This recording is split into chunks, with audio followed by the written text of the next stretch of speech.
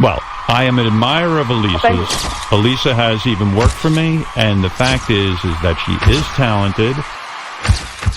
What's it called? Carmen and Friends? Kermit and Friends. Kermit. But if Kermit, you're saying like not the to frog? do, Yeah, wait. I actually have watched a few hours of Kermit and Friends. How many hours have you watched, Natalie? Oh, no. Probably indulged in 8 hours. Holy. My wife and I watched Benji's ex-girlfriends or whatever's going on. We watched this crazy podcast, and I have to say, this is one of the probably in the top 5 things I think about right now. She has a podcast, but she gets to come on the radio. It is craziness upon craziness.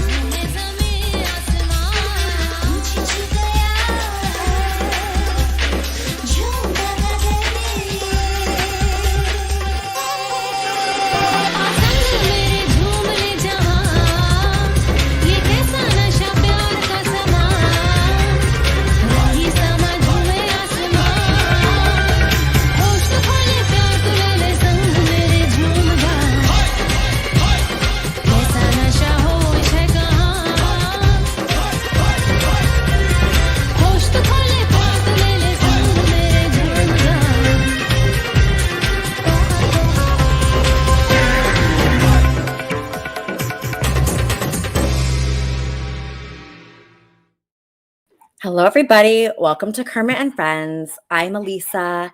This is Fozzie, and Kermit is watching from heaven. I am so excited about the show today. It's going to be a great show. We have so many guests. Everybody head over to KermitandFriends.com. That's the main place that we're streaming from right now. Okay, so I put on the top of that page the link to the Kermit and Friends Discord server. So that way, if you're confused after the show, where do I find the wrap-up show? Where's Wheezy? Where's Bob? Where's all my favorite people? You can find it on the top of that page because people get lost and they don't know where to find us. And it gets very confusing for a lot of people because we're streaming from everywhere. I'd like to welcome my co-host Wheezy to the show. Welcome, Wheezy. Thank you very much. Hello. Wheezy, it's going to be great. We have Aunt Carol. We have Dr. Steve. Do you have any medical problems that you need answers to? You know, I have a couple questions I would love to ask him actually about a couple conditions that I have. So that would be great. And really? Yeah. And Aunt Carol, come on. I can't believe that you got Aunt Carol on here. It's amazing. She's so great. Yeah, it's really nice to have family around, you know, someone that could take care of us, someone that's like a mother figure. Absolutely. You know, we need that because we get just so down. I was sad, very sad yesterday. I was walking home with Fozzie, and this guy was following me. I saw that on your Twitter. I haven't talked to you about that though. Yeah, this guy was following me, and I went to the left, and then he followed me left. I went to the right, then he went right, and then I kept crossing a street, and people were watching. And a guy with a stroller started screaming, "Get inside, get inside." He was screaming at me. Oh my gosh. And that made it like even more scary that people were watching because there's so many crazy people around here. Yeah. And I was thinking, like, what would I have done? I mean, he was chasing me, and then I ran into my building and I got in. I was okay. But, you know, I was thinking, what should I do? Like, there's no way to walk outside right now and feel comfortable around here. Yeah, that's insane. Was it in the middle of the day or was it at night? Yeah, it was in the middle of the day, and there was plenty of people walking outside. It was sunny as can be. There was nothing, like, it wasn't dark. It wasn't like it was nobody on the street. There was tons of people walking and dogs. That makes it scarier. Yeah. And then on La Brea Avenue, there was a murder, and they never caught the guy. And, it just, LA is just worse than ever. So I don't know what to do. So I was looking up, like, what kind of weapon I should get, but I'm not even confident. Even if I had a weapon and I pulled out that weapon, like, when do you use it? Like, so the guy was running towards me. Should I have shot the guy then? I mean, well, if he's running towards you, yes. But, you can get like the bear spray or even hornet spray. Yeah. And it shoots far. It will really, if you get it in their eyes, they can't do anything. I mean, that would be a good way to have something that you can't really hurt yourself with permanently, like if you're not used to a weapon. And I mean, it sucks to get to the point to where you think that now you have to have a weapon just to walk to and from wherever you were going. Yeah. But yeah, that's scary. I'm sorry that happened to you. Thank you. And then I had a very important Botox appointment last night. And I was thinking, if I leave my apartment again to go get Botox, I'll be risking my life for that. For Botox. Yeah, of course I did go. That was of course. important. It's very important. I did go. But it's like, I don't even want to leave my apartment anymore. And I don't want to go to work. It's worse in Hollywood where I work. So either way, it's dangerous. So I was just wondering, like, Aunt Carol, what would you do in that situation? If someone was following you down the street, like, what would you do? Well, first of all, let me tell you, you're a very pretty girl. I think I didn't realize how pretty you are. Oh my God. And Carol's very impressed. But I carry a salami with me in my purse. This way, if I get hungry in the middle of the day, I want a little bite to eat. And then if he comes up behind me, bam, you just hit him over the head with salami. So, I mean, really, I think you're a pretty girl, but you should carry something in your purse. I don't know, salami, something else, but that might help you, See, and Carol, I only dress up on Sunday. So usually I don't even look this good. I look way worse. And that was the scary part, is when I was walking down the street, I know I didn't look good. So I figured, this guy's not trying to hit on me. This guy's going for murder. He doesn't want to sleep with me. At this age, I feel like people are hitting on me less. They're wanting to sleep with me less. So I just assume murder right away. Listen, I'll take anything I can get. Anyone who wants to come and stalk me, murder me, I'm available. You watch my new movie, Scream, I'm desperate. Listen, an old lady, I got needs, I got things I got to take care of. Someone wants to stalk me, I may not turn around and be so scared, if you know what I'm saying. So you don't mind, like, when someone's coming after you, you're not scared at all? Well, it depends. I mean, if they're cute, they're a nice Italian man, of course I'm not going to be scared unless he's from the mafia, because, if he's calling in a favor, you don't want to mess with those people. But, if he's cute, why not? I'm going to flirt with him. I'm going to say, what are you doing? You like Aunt Carol? What's going on? I think it's just you turn the smile upside down. You turn the frown upside down. You go from the frown to the smile. They want to see it. Boom. Next thing you know, they're in bed with you.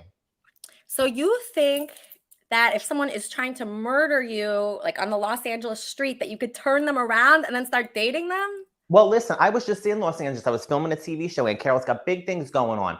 And Really? There was this man, he was following me. I wound up giving him my number. We've been chatting, we've been texting. I sent him a couple, sex, if that's what they call them. And things are going well. He just got out of prison, but I don't judge people. Listen, my Frank, you see, God rest him in heaven. He's over there in the picture. He wants me to be happy. So I meet a man, he's in prison, no big deal. We'll make it work. And Carol's a very flexible girl. You know what I'm saying? Yeah, so you don't mind dating. So you keep your standards pretty low. I like to think of it as just being not picky, not necessarily low. But, like I said, Frank, I had the best with my Frank. So, after him, anything's gravy. I'll take what I can get. Yeah, no, I hear you. I feel kind of the same way nowadays. Last week on the show, I had this matchmaker, and she was convincing me to have a phone conversation with this guy. And he was a cute guy. I was so attracted to him in person. But then when we got on the phone, it went really bad. And I was thinking, man, this guy, his personality sucks. I don't want a guy like that. I want a guy that has an amazing personality. I want a guy, that is incredible and I'm amazed by. Don't you? Well, let me ask you, what is your type, Elisa? What type of guys do you like? You like Italians? One second. Yeah, I do like Italians. I like anybody. Wait, hold on. I'm getting a caller. 1 second, Carol. Kermit and Friends, how can I help you? Alexa, stop. Hello? Hey, what's up? What's up, Elisa? Listen. Yes, who is this? Yes. Ham Hands Bill. Oh, Ham Hands Bill. Thanks for calling in. Yes, I want to tell you, first of all, happy New Year. Happy New Year. Happy New Year. Thank you. And also, no, estoy en teléfono. I also want my advice is, estoy en teléfono, man. My advice is, you were asking, what can you carry in the moment or whatever? One thing I advise people, which some experts also advise, you should carry a pair of scissors, not too big, not too small. That's something you can just put your hand on your purse, on your pocket, whatever. You have your, if you have anywhere to go, you grab the scissors, have it on your hand, and you could stab the guy, whatever, on the face, on the neck, So scissors. whatever. Yes. All right, I'll use scissors, Bill. I think that's a great idea. My friend Michelle carries a gun. Oh God, that really scared. I don't know if I don't think I'm that person. I don't even think I'm a scissors person. I'm not sure what I can do. Well, yeah, but the thing is, because scissors are not considered a weapon, but they can be a weapon. Right. It's different. For example, if you carry a knife, and it's, for example, in New York, if it's over 3 inches, they can charge you with a misdemeanor. Wow. But scissors are something that you can use for common things like cutting stuff that you're doing or whatever. It's not considered a weapon, but you can use it as a weapon. But you can also, in the future, get yourself a gun. They can carry in your car, but it has to be a long gun. Long guns don't require a license. In order to get a handgun, you do require license. But, like I said, scissors are something that can be a weapon and protect you if you are alone. Wow, hands, Bill. I didn't know you were such a weapon expert. Thanks. You're really good at everything. What do you think of Aunt Carol, by the way? She's good. I haven't seen the movie, but I think I'm gonna have to watch it. I mean, she's interesting, and I enjoy funny movies, and interesting. Absolutely, I do too. People are asking how you call in. I'm gonna put the number out because everybody's gonna ask a question to Dr. Steve. Ham Hands, are you familiar with Dr. Steve? I think, has he been on your show before or no? So Dr. Steve is a Tennessee-based, board-certified family practice physician. He made his radio debut in 2007. His show is called Weird Medicine, and it's now the longest-running show on the Opie radio channel on Sirius XM, channel 103. Bill, I know you like Sirius XM. Are you familiar with this show? I heard of it, and I think I heard he's a very, very good doctor, and he has been helping people for many years, and it sounds like a good thing that you're going to have him on your show. Yeah, it's such an honor, and everybody's going to get to ask him a question. I'm going to put my phone number out, so after I'm done interviewing Dr. Steve, everybody can ask like a health question or any question. It's very admirable that this guy, he hasn't burned any bridges because he still has his show. God bless him. And he, keeps going on, and people go to him for advice, and they go to him for help. And that's just a wonderful thing. It's very, godly what he does. So we have to really give him a lot of respect today, Bill. So please enjoy. And thanks so much for calling in Kermit and Friends, Bill. Love you.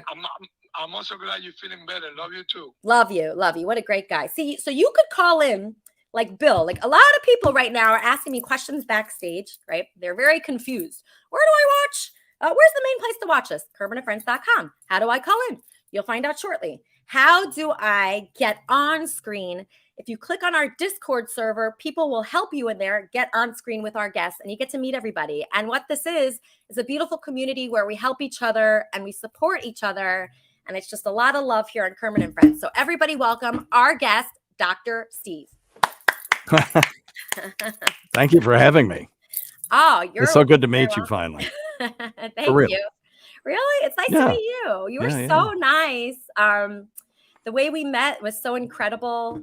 I had an injury. This is my injury I'm going to post here. Here it is. And I tweeted this disgusting picture. And I thought it'd be a possibility that I'd be kicked out of Twitter altogether for that picture. But instead, a blessing came to me in the form of you, Dr. Steve, and you gave me great medical advice. Did I? I think I said I don't know what the hell that is, but yeah. Well, it turns out it was okay. I thought it could be something really bad, but it wasn't. And you were nice enough to offer to come on Kermit and Friends. Sure. And since you said that, I've been watching you on all kinds of shows. I've been listening to you. I heard you. Actually, a show of yours just dropped today called Who Are These Podcasts? And I just listened to that. So how did you get involved with Who Are These Podcasts? Because they're kind of like an interesting show. They're a different kind of show. Yeah, they are. Well, before we start, you were talking about creepy guys. I just want to be on the record that I did not coerce you to have dinner with me before I appeared on your show. So no, you didn't. You're such a class act, and we actually have none of those. So it's perfect that you're here. That's hilarious. Well, who are these podcasts? Basically, is the continuance of the Opie and Anthony Jocktober, except they do it every week. And instead of doing radio shows, they make fun of podcasts. It's a roast show. I mean, yeah. The guy that runs it he's a very good-natured guy, and he just has that kind of sense of humor, and he likes just roasting people. And I honestly, Opie and Anthony, when they came on Sirius XM, kind of got me through a dark place back in 2005, 2006. So when Opie said, "Hey, I've got a couple of slots on Saturday night," I volunteered, said, "Hey, I want to give back. I could do a radio show where we take medical questions," and because their audience wasn't the healthiest. I mean, no audience is in this country. And I said I could tell crazy medical stories and stuff, and they immediately greenlit it, let me do it in Sirius Studios. And assuming, I think they let me do it because they figured it'd be a train wreck, and so they figured if it sucked, they could make fun of me and get some time out of it. But if it was good, they could take credit for it. Unfortunately, it wasn't as bad as everybody thought it was. Well, it's lasted 12 years. You think they gave you the radio show solely to troll you? Well, no, but listen, with O&A, that was always a possibility, because the first time I knew that I was sort of in the inner circles when they shit on me for 45 minutes about my homemade wine that I sent to them. So, and I loved it. It was like, oh God, they actually like me because they're crapping on me for 45 minutes and saying the most horrendous things. But I think it's funny. So you could handle that kind of thing, because you take any caller. When I was on your website, drsteve.com, you said on there that you don't screen callers. You don't have a call screener. Right. That's right. Well, so you'll take anyone. Yeah. And initially we just went live and just took any calls. These days we're doing pre-recorded calls, but I'm totally fine with taking whatever. And if I don't know the answer, I just say I don't know, but I'll get back to them. And before emailing Opie, did they know of you before that, or was it just like a random email? I ran into Jim Norton on AOL Instant Messenger right after they first went on the air. And AOL Instant Messenger. Yeah, on AOL. They used to hang out on there. And I just ran into him and we started talking. And he said, "Are you really a doctor?" And I said, "Well, yeah, I am." And he said, "Well, I've got this thing on my scrotum. Can we talk about that?"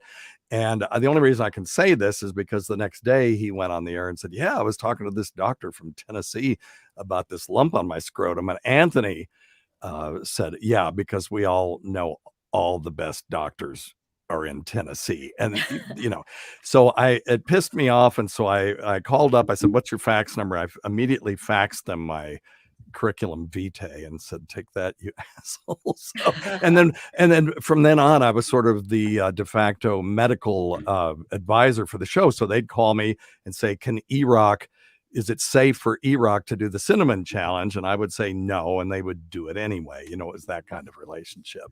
And so you had a good sense of humor, even from the beginning, even before any radio stardom. You were always like a funny doctor. I guess. I don't know. I mean, I'm an absurdist. I like absurd things. Yeah, and I've got a really weird, sense of humor. That's why I like Cardiff Electric, because his show is the most absurdist thing. It's not an absurd thing. It's an absurdist and sort of surreal thing. So I really like him. And I like. Wow. So you're a Cardiff Electric fan? I am. I mean, what? I am. Wow. He's I don't want to blow up his spot, but I think he's sort of Andy Kaufman. But this guy, are you sure? There he is. Are you sure? Because he's here, and I'm trying to figure him out. But you're a big fan of this guy, Cardiff Electric. How does it feel that a huge radio star who's had the same show for 12 years, from Opie and Anthony, he likes you? Thank you. Unbelievable. That There you guy, go. I don't get it. I mean, I don't get it, but hopefully I'll get it soon. Sometimes I don't things know. don't come to me right away, and it takes me a while to understand things. I think But the whole point of absurdism is that there isn't anything to get. But, Carl and his group have Yeah. that same sort of vibe yeah, that Opie and Anthony had. Getting back to your original question, sorry, I went all the way around the universe to get there. But That's okay. they kind of got me through the dark times in COVID too. Oh, was that the dark time? What was the dark time that Opie and Anthony brought you through? What was Oh, going it was on then? I've had a shit marriage and things were, just a lot of changes in my life. And I I was in a small town doing family medicine, and there's just a lot. I wasn't happy with myself, and they kind of got me through that. And that Really? community, I got on one of those message boards and started hanging out with people and stuff. And so you have these friends that's just like you do. You have these friends, and some of Yes. them you've never met, but they're friends. And it was a really lifted me out of that. And Yeah, you need it. You need like connection. Yeah. And it's funny because I would think that a doctor of like a family practice out of anything would be so fulfilled and not need that. But I always think it's losers that are on like, my Discord server and stuff. I always think that, but maybe it's not. Maybe it's people that are, maybe everybody needs this looking kind for of connection. connection. Yeah. Yeah, like it's everyone. It's people that are, from the highest, most well-regarded positions to other people, but so it's everyone. Why do you think there's so much missing from our lives that we seek that? Well, okay. I think right now that's easy. I mean, we have this global pandemic going But on. but it was before the pandemic. Yeah, I yeah, feel like I myself have blamed a lot of things on the pandemic, right. but way before think the it's worse. pandemic. Well, it shines a light on it, I think. But Yeah. way before the pandemic, I was lonely. Way before the pandemic, did I feel like no one understood me? Way before the pandemic, did I feel like I wasn't where I wanted to be? And Right. it feels actually good to hear that you, as a doctor, also felt that way, like something was Right. missing. Yeah, I think that we as human beings have this idea that we are these sacks of meat that walk around separate from the universe. And the truth, I'm going to catch shit for this, but we are born out of this universe, which means that, we weren't just plopped here. We were born into the universe. We're born out of the universe. We are part of the universe. And it's hard for us to accept that. And once people do, it makes things easier. I think they're a little bit more serene, but in the meantime, we're always looking to make those connections. As some people make them on Tinder, and other people make Right. them in comedy communities, like I do. Because Yeah. I'm not So- exactly Tinder fodder. So wait, are you single? I thought No, you were. no, Oh, no, you're not that's what single. I mean. Okay. Yeah. Okay. So Opie and Anthony made you laugh, Yes. and that was what was missing. There was a joy there was this goofy joyousness to the things that they did. Yeah. And and they did make me laugh. And then being part of that community where we were all laughing together. And I got the same thing out of Who Are These Podcasts? Wow. Oh my gosh. You're blowing me away with this stuff because, I mean, Opie and Anthony is a huge show. Who Are These Podcasts? I mean, I guess you could find hope anywhere. Sure. Well, anywhere. Yeah. And I mean, Who Are These Podcasts in the top, 1,000 podcasts on Patreon? I mean, there's tens of thousands on Patreon. So they have a pretty decent sized community, and their subreddit is very active, and So people on there are funny. People? I do. Sure. Do you Yeah. talk to the people like their fans? Are you interacting with them? Yeah, sure. Why not? How? Well, I'm a fan. I'm a Unbelievable. fan. So I'm just a fan like they are. You are so humble. I I know. don't think I've ever met someone this humble, like on radio or in entertainment at all. I mean, No, I have a shit self-image. That's what it is. It's not humility. It's oh, you have bad self-esteem? oh yeah, I do. Yeah. Wow. Oh my Yeah. gosh, this is unbelievable. So you guys, if you're watching this, it's not just, it's everyone. Everyone has It this. is. This is not just you. Let's take some questions. Sure. Andy, question for Dr. Steve. Oh my Really great goodness. guy.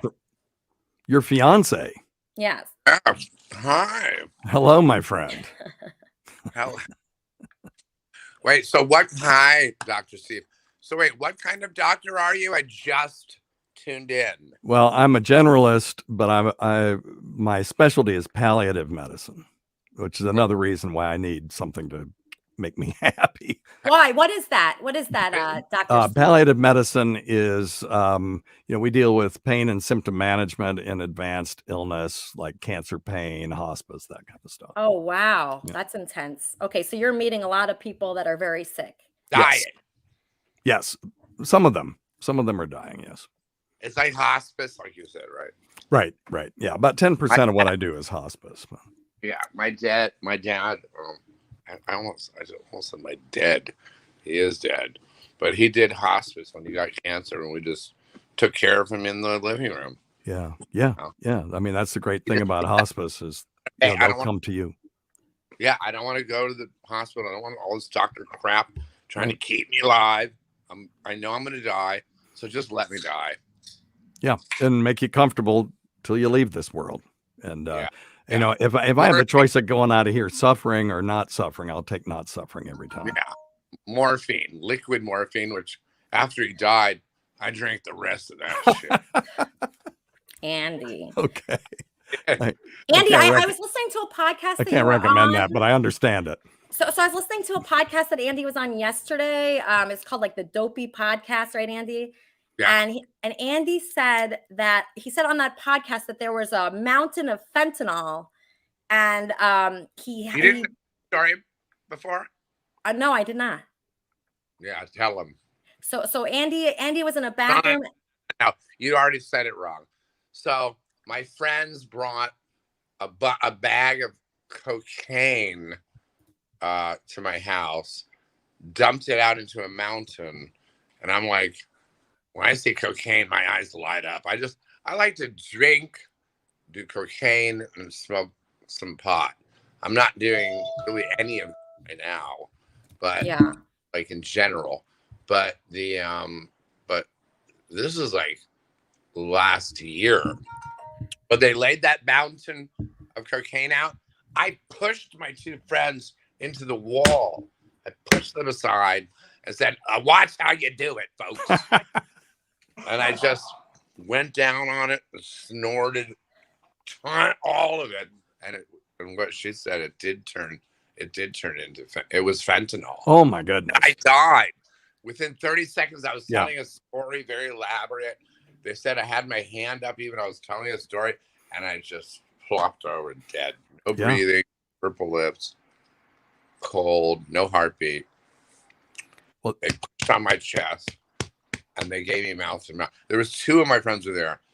This, a guy that is young and cute, and this other guy that's just obese. And when I came to, I said, "Wait, so what happened?" And they said, "Well, we had to give you mouth to mouth," and all this. I'm like, "Wait, which one are you?" Well, you're hoping it was the hot one. It was the fat one. And I said, "You should have just let me die."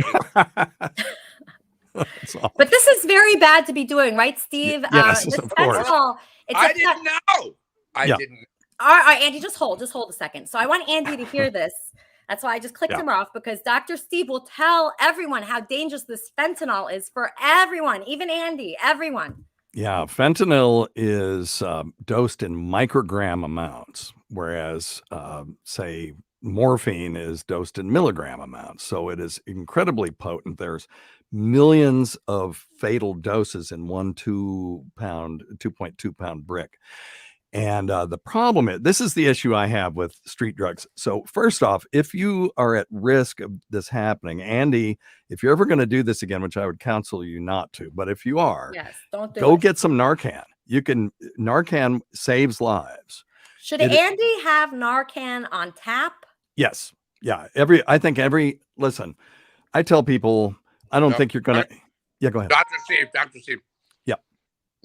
If my two friends weren't there when I literally did die, I just would still be dead. Right. We know. Go ahead, Steve. Tell Andy. Tell Andy. Yeah. So, my issue with drugs bought off the street, for example, it wasn't too long ago, I got a prescription from my pharmacist. And inside that bottle, the pills looked weird. So I looked up the number. They weren't what I was prescribed. This might happen one time in 10,000. I don't know what the number is, where the either the robot at the pharmacy or the pharmacist puts the wrong pills in there. But there is this chain of possession from the manufacturer to the distributor to the pharmacy. Everybody's got to sign off. And even then, things happen. So if I can't 100% trust my pharmacist, although, that's for the pharmacists listening, they know what I'm saying. If I can't 100% trust that process will work 100% of the time, why would I trust something that I bought off the street from some dude? Right. No, I would never trust. I can't believe when people say, "Oh, I trust that drug dealer." What? Right. Right. And they may be, their intention may be good, but they don't know how many times what they're selling has been stepped on if they're not manufacturing it themselves, which they're not. So I tell people, listen, I don't think you're going to necessarily have an overdose, but I don't think you're going to have a wreck on the way home either, but you should still wear your seatbelt. Or I don't think you're going to choke, but your spouse should know the Heimlich maneuver. So every household in 2022 should have Narcan in it. And, I agree. If your next door neighbor is overdosing, you could save their life. That's a moral judgment you'll have to make depending on what kind of neighbor they are. But that's between you and your creator. But I still think having Narcan in the home is a great thing. Absolutely. Okay, next question, Aunt Carol. So, hi, doctor. I think you're very sexy. I know you're taken, but I mean, you're turning me on when you're talking about all these terms. You're talking about, these things and these fetishes. Thank you, Aunt Carol. Aunt Carol, she's a very careful woman. I go out. I got my vaccine thing. I got boosted. Yeah. I'm a horny lady. I'm a little older. So, I had an encounter with a man a couple weeks ago. I wasn't wearing my mask. Well, lo and behold, the next week I wound up with an infection, a rash down there. I was itching all over the place. What happened? Was I supposed to be wearing my mask when I did things? Is that what caused the rash down there? Or is it two totally separate things? I'm just freaking out because it's itching very badly. Yeah, the mask that you're wearing over your face, obviously, well, not obviously, apparently will not protect you from STDs down below. No, it doesn't. Oh, that's good to know. This is very good information. Yeah, the dental dam, which ruins everything in my opinion, but it is a way to keep oral pathogens out of your nether regions. I don't think anyone's used that in history. Has one been sold? Has tried one it once, dam? and I was like, "This is." Yeah, there's no way people are using that. You just got to take your chances. Yeah, it's worth it. Just hope for the best, right? Yeah. Okay. Right. So now we have something very grotesque coming. Brain, tell Dr. Steve about your problem. What a great introduction. Here we have somebody very grotesque coming. Well, I was just being honest. I know, it's okay. I thought she meant your question was grotesque. Well, my face, yeah. Can I just say that, to preface what's about to happen, can I just preface by saying this is quintessentially the best doctor you've had on the show. I don't even like doctors, but this is the coolest fucking cat. Come on, bro. You're so cool, dude. Thanks, I love this guy. I love his self-deprecation, his honesty. He's not afraid to be humble. Yep, he's very humble. Amazing dude. Like, this is a cool fucking dude. Anyway. Awesome. Thanks, man. Yeah, it's great. So, I have a horrific inguinal hernia. It's huge. It's about the size of a grapefruit, and I could show it if you want to see how you assess it. Hang on. I'm okay. No penis brain. No penis. Just hernia. Okay. All right. No penis. Yeah, I don't know how to switch the camera around, but I'll try. Hang on. See that? See how big that is? I don't. Oh my God. Is it reducible, Brain? And by reducible, I mean hernia. Are you able to push that back in? When I lay on my back, right, I can push it in, right? Okay. Wait, can you lay down? I couldn't really see it. Wait, could you see? I couldn't really tell. No, I could tell. Oh, you could tell? Yeah. Wait, could you show it like in a different way? Oh, that's you. it? Oh, wow. Wait, grab it with your hand. It's. There you go. Oh my God. That's a Okay. hernia, folks. It certainly is. That's So- an inguinal Bad, right? hernia, right, Doc? Well, How yeah, big? I would have to poke on it, Yeah. but yeah, it certainly looks like it. And inguinal hernias are of two types. There's direct and indirect. And the direct hernias come straight through the abdominal wall. So, Elisa, a hernia is just anytime something goes through some tissues and it ends up in a place where it's not supposed to be. So you have hiatal So that's hernias. my lower intestine. That's my lower intestine pushing through the lower abdomen muscle, right? Right. It may be intestine. It probably is where that one is, as big as it is. Yeah. We had It's a like guy right once. by my penis. We had a guy once that had an indirect Cheers. hernia. Now, the indirect hernia goes through the canal where the vas deferens goes and ends up in the scrotum. And this guy was Mine's kind of down in my scrotum. Okay. Mine's kind of in my scrotum, and it's like in both because it's so Yeah. big. Yeah. It gets down into both. Yeah. Well, this guy I was talking about was so obese, his stomach was so huge that it was actually herniating through, and it was actually his stomach. And every Why time would he have this? He's not obese. He's just like a No. regular. I'm just talking about this guy. It's an Oh. interesting That- story. Every time he drank coffee, his nuts would get hot. But anyway, Oh, that's a true story. But so that you have the direct hernias that go straight through the abdominal wall, and the indirect hernias that go through.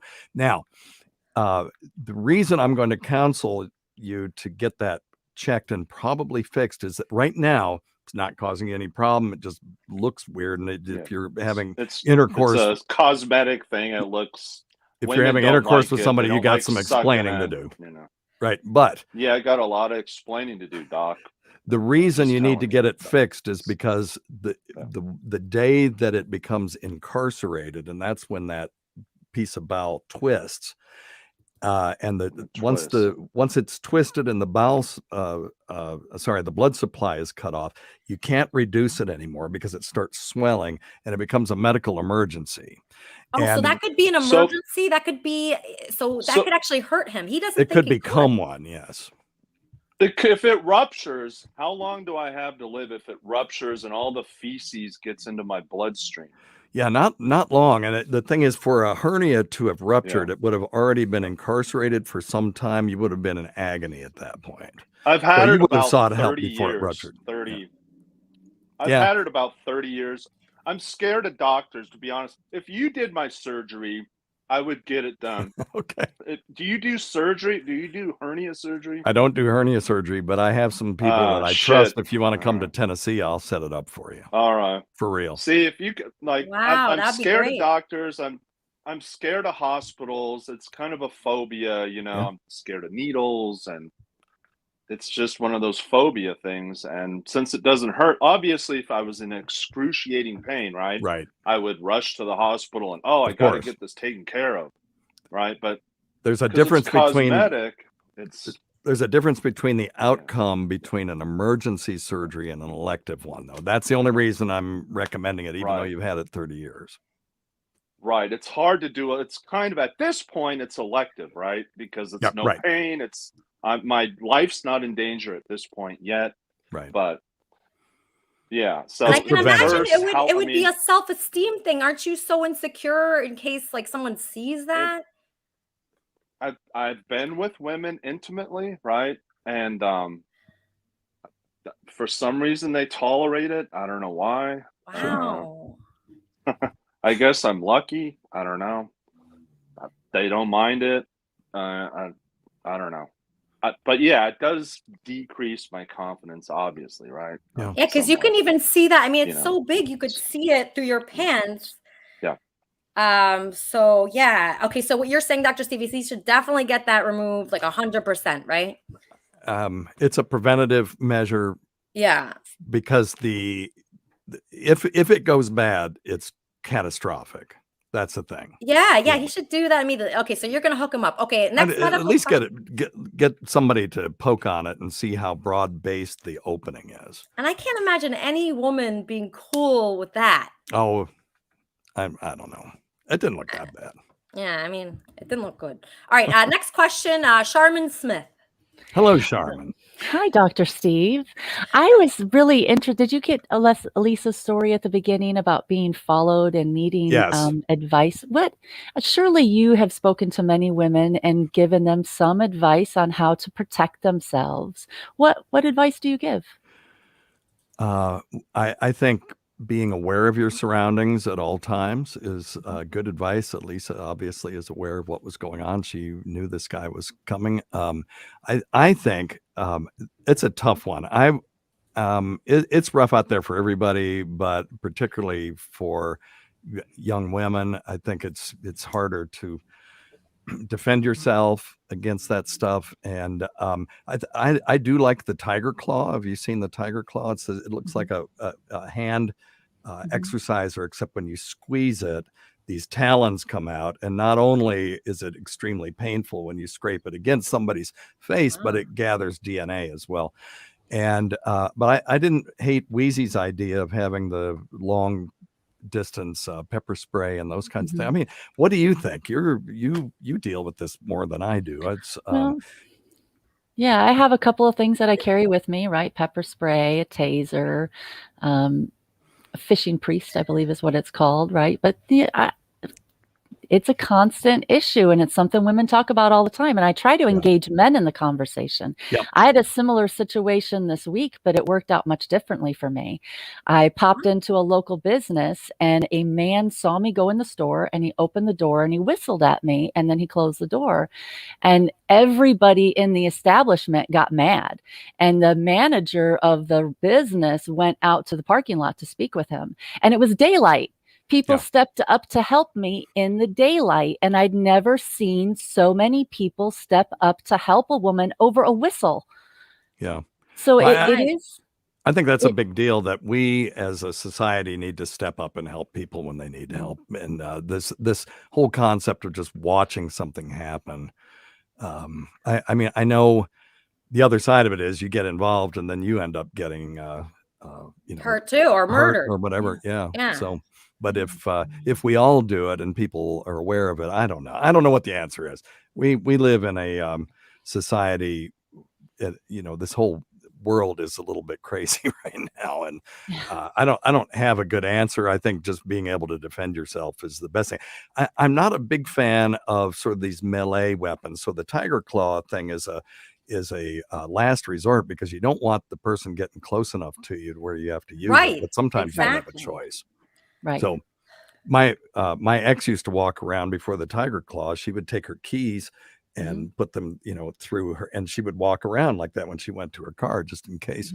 And even then, that was in the 70s. So this is not a new problem. It just seems like we're paying more attention to it now. Yes, finally. Thank But goodness. stay safe. Thank you. I appreciate it. Sherman, any sling questions? Actually, I have some really complicated female health issues, and it's definitely outside the scope of your expertise, but we could talk about all of them. Sure. Right. So I have some strange female health issues. A lot of times we talk about the male health issues, but I have a pelvic organ prolapse, and I've had a couple of surgeries to repair it, but they have failed. Yeah. They have failed as a result of sexual assaults. And because of that, I'm not a good candidate for more surgeries. Right. Is it possible for you to help explain that? That's something that people have been confused about. They don't understand why I'm not a good candidate for another surgery. Right. So you have uterine prolapse. Is that what's going on? Yeah. Pelvic organ. Right. So, and so is it visible from the outside? That's the question. Okay. It's not. So, it is not. So, for some people, uterine prolapse can be so severe that it actually protrudes out the introitus, or the opening of the vagina. And that's obviously, talk about self-esteem and issues, regarding, the female reproductive organs not being in the place where they're supposed to be. And it can be painful. Do you have pain with it? I have actually been going through some physical therapy recently. Okay. So I've been enjoying learning how to use those muscles for the first Yes. time, because one of the things that I've learned in the last few weeks is that most women, 50 to 80% of women, are doing their Kegels incorrectly. And so there have been some examples and some training to learn how to do my Kegels properly so that I'm not actually causing more problems for myself. Did they use manometry on you? That's where they put a balloon in there and have you squeeze and you watch. I had all those very invasive tests with all the hoses and balloons. Yep. Yeah, all of that. It's been, and I've been dealing with this issue for over 10 years. And this is the first time anybody's ever done these tests or done this type of physical therapy on me. Right. And it's really a huge help just to learn the simple little tricks that women should be doing so that they can properly relieve themselves.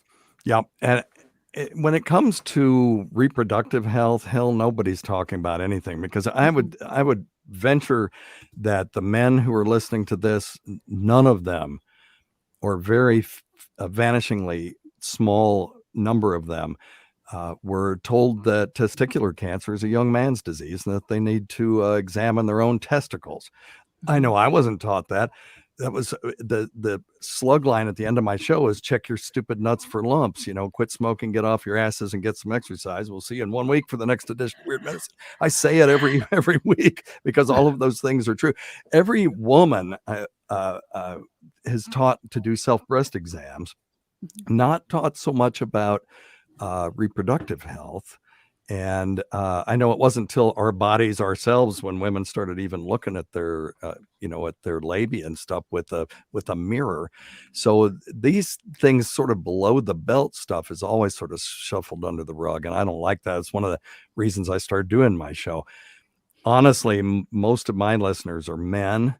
And so we do a lot of men's health, but so how do you do that? So how do you explain to these men how to do the exam? Because we do it every October. I would say that none of the men here do a self-testicular exam. Let's ask Andy. Andy, do you do that?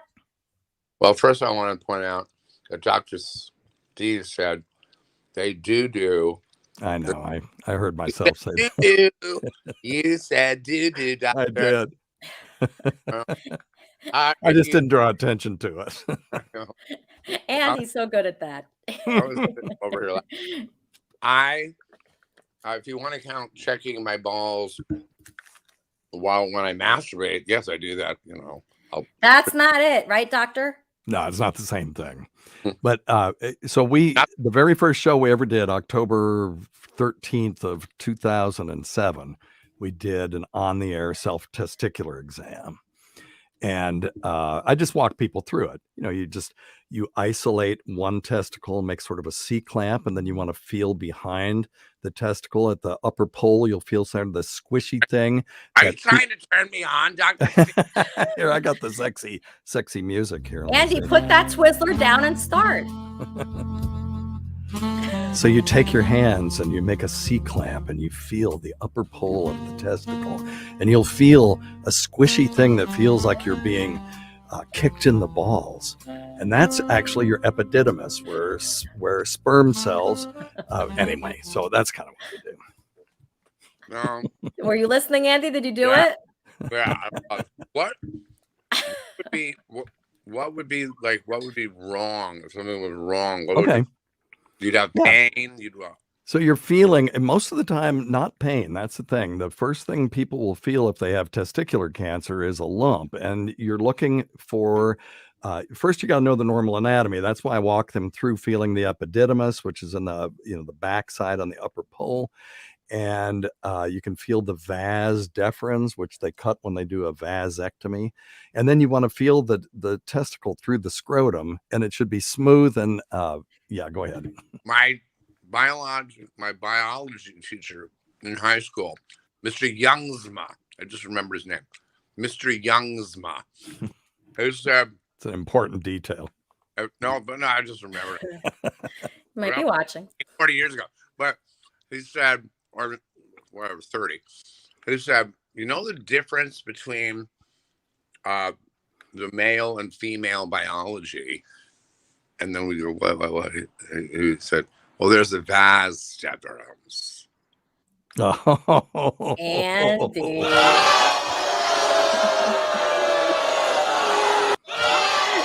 He's such a silly goose. Aunt Carol, if you felt a lump on your date, what would you do? I'm sorry, I'm checking out my labia. Ever since he said I could do that, I never realized I could look at it. But listen, if I was on a date with that, I would probably I get that thing out of here. I don't want to do anything with anyone that's not. And Carol is a woman. She says yes to certain things she says no to, right, doctor? You're still turning me on when using these terms like prolapse and these things you're talking about. I mean, it's getting me a little, down there. Mission accomplished. Listen, doctor, I listen, if you have a brother or anything, please hook me up, Elisa. And Carol's desperate. She's that Andy guy too. He was very cute too. I don't know if he's got a brother. I don't know what his deal is, but he's talking about penises and cocaine and coming. It's interesting. I find it very interesting. Also, the guy with the hernia, Brian, I'm available as well if he wants. I know he said girls don't mind it. I don't mind it. Aunt Carol likes a good hernia. I think it's very manly. It shows that you got things going on down there. So God bless.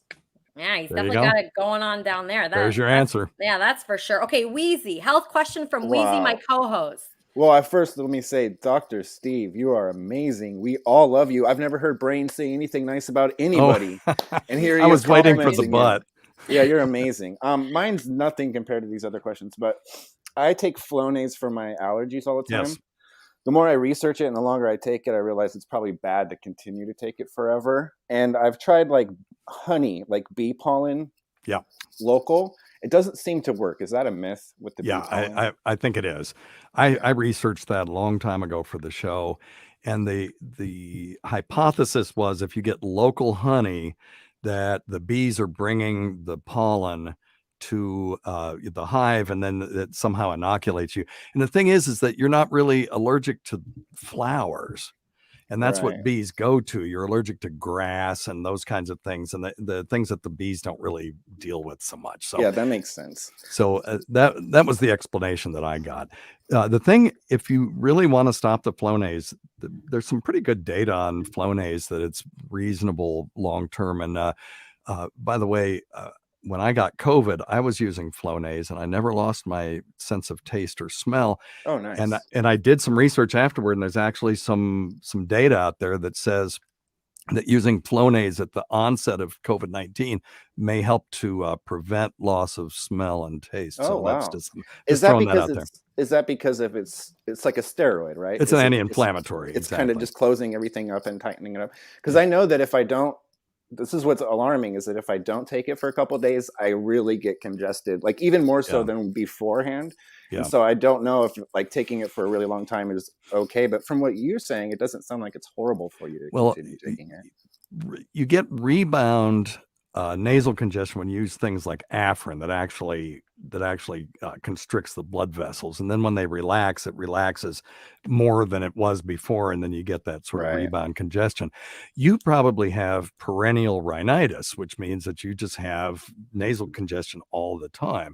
And one thing I'm going to recommend to you, it's the best $89 you'll ever spend, is a thing called a Navage.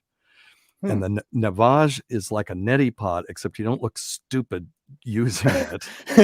And it shoots saline in one nostril and sucks it out the other one with a vacuum. Wow. And then everything collects in the bottom.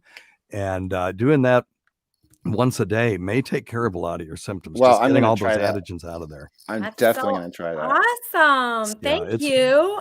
Okay, so Wheezy just fixed Wheezy and his problems. Let's see if this guy has any problems. T-Bob Love. T-Bob Love. You're on with Dr. Steve. Hello, my friend. Lisa knows I love her to death. I just want to give her a big, huge hug right now. I'll tell you. Thank you. Obviously, doctor, you've never, ever heard of this stuff called bee pollen, 1,000 milligrams per tablet. I take 4 of these at a time. It clears my nose up. It takes 45 minutes to really, you can start feeling everything drain. But the Afrin and all that other crap that these guys are taking does the exact opposite to fix the problem. This not only does the opposite and helps you drain, but it also boosts your immunity system hundreds of thousands of times. I took this for 3.5 years. I used to be so allergic to cats. Oh God, I had the worst allergies, but now I can pet a cat, kiss a cat, and live with a cat. Yeah. Well, that it works for you is awesome, and it may work for other people. How would we know that? So one way that we would design, how do we know things? we know things by doing studies that make sense. So I would love to see somebody fund a study where they give 1,000 people bee pollen and 1,000 people a placebo, and then you track them over time, and then at the end of it, and then nobody knows, the people don't know, and the investigator doesn't know. I do know that they've never made this into a pharmaceutical because, like you said, there's never been any research on it, and it's down on the list. But that would, right. And nobody's going to make billions off of it, so they're probably not funding the research. But that would be how you would do that. And at the end of it, you look and see if there's a statistically significant difference in the bee pollen versus the placebo. And if there is, and you have to define your endpoints really well. How do you determine that there's a difference? Well, okay, less nasal congestion. You could have a scale from 1 to 10. There's some things like that that you could do. It's interesting because Viagra was discovered that way. They were looking for an antihypertensive, and their endpoint wasn't giant meaty erections. It was lower blood pressure. Copy this so they could make money. Yeah, and they but so they had to do a separate study to do the erection thing to prove it. They couldn't use the original hypertension data because erections, big giant meaty ballpark Frank in the microwave erections, were a side effect. So they had to go back and do that second test to I define advise every guy to use that stuff. Oh yeah. Yeah. Hey, look here. But look here. I'm looking up bee pollen right now. Unique issue. I have one of the 2 blood clots that comes from the Black Plague era. Are you aware of those? I am aware of. Did you have plague yourself? I mean, it's still, people don't realize that's a real thing. You're aware that, if you're aware of it, that the unborn babies in the wombs of the pregnant women during that time, of the survivors, were born with 2 advanced genes. Someday it's a dominant gene. So someday everybody will have the 2 genes, and there won't be any need for aspirin or anything. I've been diagnosed. I have the A+ version and not the other one. But I cannot catch any virus whatsoever. It also causes my body to heal 8 to 16 times faster than a normal person. And that causes me massive blood clot issues because I don't have the regulatory gene. I see. What's the best alternative for aspirin? To aspirin, you mean? Yeah, good question, Bob. Is that what he was asking? What's the best so. alternative to aspirin? If you have a propensity to clot that's above normal, you need to see if it's causing cardiac problems, see a cardiologist. Otherwise, see a hematologist, and they can deal with that. It's there's not any advice I can give you. Matter of fact, I don't give advice on my show. I talk about. You don't? Well, I can't give advice because then I become their medical professional. So I can talk about things in general terms, and then people, make their own determination and then talk to their own primary care provider. But I would see a hematologist for that if you are a person that has problems with blood clots. And I'm looking at, by the way, PubMed. I'm going to throw this out to everyone. PubMed.gov is a website that has all of medical knowledge on it, is in the medical literature. And there are lots of studies that are being done on bee pollen and airborne pollen allergens and that kind of stuff. And, so if he comes back, I'll throw some of these results at him. But anyway, I see my friend Cardiff Electric over there looking very dapper. Please hold. Yes, Cardiff Electric has been saying a lot of interesting things. He's so quiet when he comes on the show, but he says a lot of interesting things in the private chat. So do you want to share any of that with Dr. Steve here? That wasn't me, but I do have something to say. Elisa, you and me met Dr. Steve the exact same way. Really? How? I posted pictures of my feet on Twitter, and he immediately responded with a DM. Very creepy. What a jokester. Okay, I have a caller. Okay, T-Bob Love is calling me a fool in the chat room. That's okay. Oh, he is? Oh, that's the private chat. Okay, just 1 second, Dr. Steve. Okay, I have a caller. Kermit and Friends, how can I help you? Hi, Lisa. It's Dave. Hey, Dave. How are you? Yeah, I'm right. Thank you. How are you? Doing well. We have Dr. Steve, Aunt Carol, and all our friends here. We're doing great. I had a question for the doctor, if that's all right. Perfect. Yes. Just because he was talking about, and people ringing in and talking about noses and stuff, I was born with no sense of smell or taste. Wow. And I've been to see doctors and consultants in the UK in the rhinology department, and they don't really seem to care because I've never had a sense of smell or taste.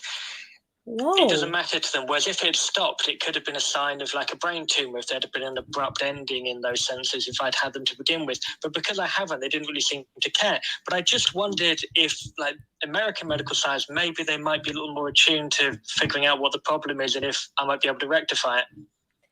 Wow, I didn't know that about you. You've never had a sense of taste or smell, nothing?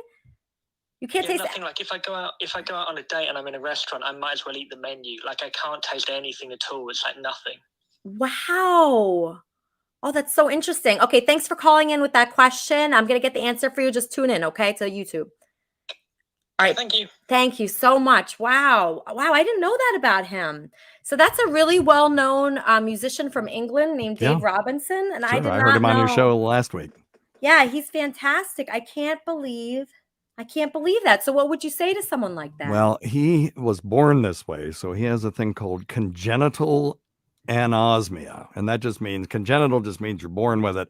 Anosmia means you can't smell, and if you can't smell, you can't taste. And one of the problems with not being able to smell or taste is you can't tell if your food is rotten. I'm pretty sure that was one of the reasons that we developed a sense of taste and smell as mammals, was to be able to tell if something was going to harm us or not. And so like a colorblind person, he's gotten used to it, but he's right. He might as well eat cheap food as expensive food, except for the ambiance is better. Or healthy food. Yeah, right. But it's a specific genetic disorder. It could be a thing called Kallman syndrome. But there's isolated congenital anosmia is considered sporadic in other words, it doesn't run in families. It just happens, and it's extremely rare. And the problem is, to my knowledge, there's no treatment for that. There's no treatment for it. Wait, it's a genetic problem. Wait, who is this? Who is this? I am Dr. Remulak. Who? I am Dr. Remulak. Ooh, it's Dr. Remulak. Oh, sorry. I didn't understand that. What's your question for Dr. Steve? I am Dr. Remulak. Oh, that's going to be it. All right. That's it? I think I had this guy. I am Dr. Remulak. I really don't like those colors, but okay. That's a Howard Stern thing. It goes way back. Sometimes I don't get the references. Yeah. Like I saw you had a Reddit, so I felt bad for you in this. You had a Reddit, and you said, "Ask me anything." That's so nice. That's so giving. And then all these jerks no. weird references to Opie and Anthony and Howard Stern. I was so annoying. Like I don't get a lot of the references, even though No, it's funny. Yeah. What they would do is they would ask me a legit question, and then they would go back and change the question after I answered it, so it looked like I was being an asshole to people and stuff. It was really funny. But doesn't that annoy you that you're just trying to do a nice thing? Oh, it doesn't really? No, it's just so easygoing. It's that the Opie and Anthony pests. Yeah. That was their sort of O&A army kind of thing. And they were hilarious. I mean, it was nothing more fun. And I mean, it's awful when they would do Jocktober on some radio show, and then they would end up shutting down their Facebook page. They had phase 1. Oh, now they've shut off comments, and phase 2, they're shutting down the Facebook page. And it was fun. And when Opie and Anthony went away, they didn't have a target anymore. And I always told Ope a long time ago that they're gonna, when you're not on the radio anymore, they're gonna come after you. I mean, your creation, this Frankenstein creation, will come after you. And they're just being funny for the most part.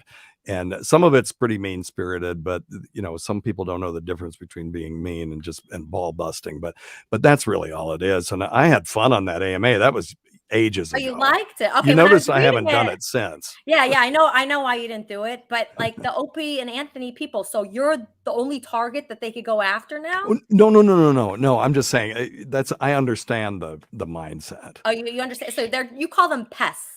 That's what Opie and Anthony called them, pests. That was their Oh, so I fan guess base. everybody has pests. So It's kind of speaking like the Whack Pack. yeah, except yes. it was, I have a you know. pest right now. Yeah, Kermit and Friends, how can I help you? Yeah, my question's for Dr. Steve. Does he suffer with any medical problems or issues? I mean, obviously he's a little bit an older man like I am. Does he have any major health issues? And also, what does he think of Dr. Drew? Oh, great question. I love that question. Thank you. Okay, yes. Well, you know, Those if are I good shit on Dr. Drew, it's just going to sound like professional jealousy. So, Drew, when he did the show, what Love Lines with Adam Carolla, that was Yes. when I think he was at his best. Yes. And I do have some issues with the recovery thing. When you make that public, it does serve a purpose that people can understand that there is this thing called recovery. I think it did bring recovery into the sort of common consciousness, but also there's a real fine line between exploitation and exposition, I think. So do you feel But that those I think Drew's shows great. like Celebrity Rehab, I think Andy might have been on that. Wait, like Celebrity Rehab, do you think those shows, I mean, so I could see two ways. Like Me too. In one way, like when you expose something like a problem or anything and get it out there, people will come and support you. That's the good part.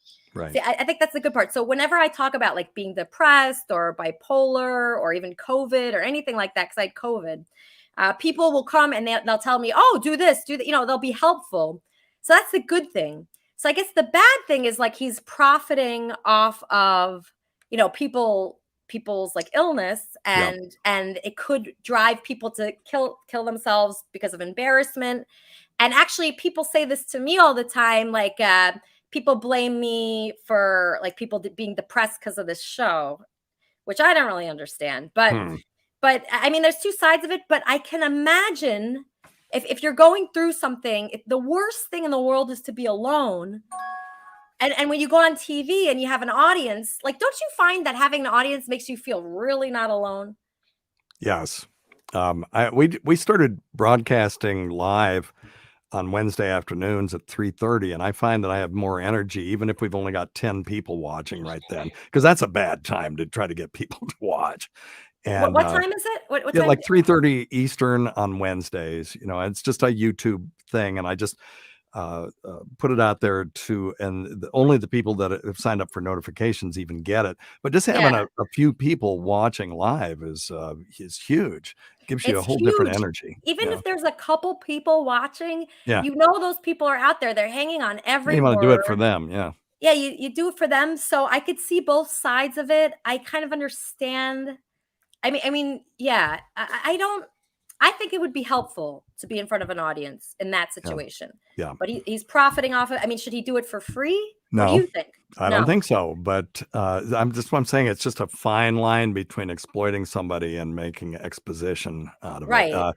'Cause there's no question that more people know about what goes on in recovery because of Celebrity Rehab. No question about that. And that is a good thing. But it's like everything else in this world. There's positive and negative to everything. And it's just the negative outweigh the positive. Now, as far as my health problems, I've just got a really effed up back, and I was going to have surgery, and then it just sort of got better. So I'm not having surgery on my back because I see all the failures, and all I know people that have the surgery I was going to have, and they're like, I would never do that again. You know, don't walk away from that surgery. But there's going to come a time when I'll have to do it. But other than that, I'm pretty good. Yeah, I'll tell you about some people I'm more upset at. I'm upset at like the podcast people that think they're doctors. Like you are a doctor. Right. But like, for instance, allegedly. There's people that are not doctors, like Joe Rogan. And Joe Rogan like is followed by so many people that just think anything he says is truth. And he's giving out like a lot of advice about COVID. And I feel Does he though? Well, I hear him asking a lot of questions. So saying, according to, I was going to show you my back X-ray if I could find. Oh yeah, show me that. But I want to tell you something. Yeah, go ahead. That I read. I'm going to bring it up. in a second. Hold on one second. Because the thing about Joe that did piss me off is when they characterized what he was doing as taking horse paste. I don't know if you can see it. Yeah, yeah, it's a horse. What is it? Horse tranquilizer? Or No. oh, is that your back? Yeah, I don't know if you can see it. It's not good.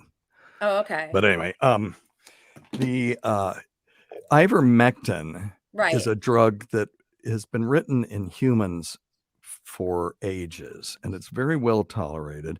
There are 72 studies being done right now on a great place to go if you want to know if something's being studied is a website called clinicaltrials.gov. And then you just put in COVID-19 ivermectin. There'll be 72 clinical trials that are going on right now. So somebody in the scientific community believes that this is worth investigating.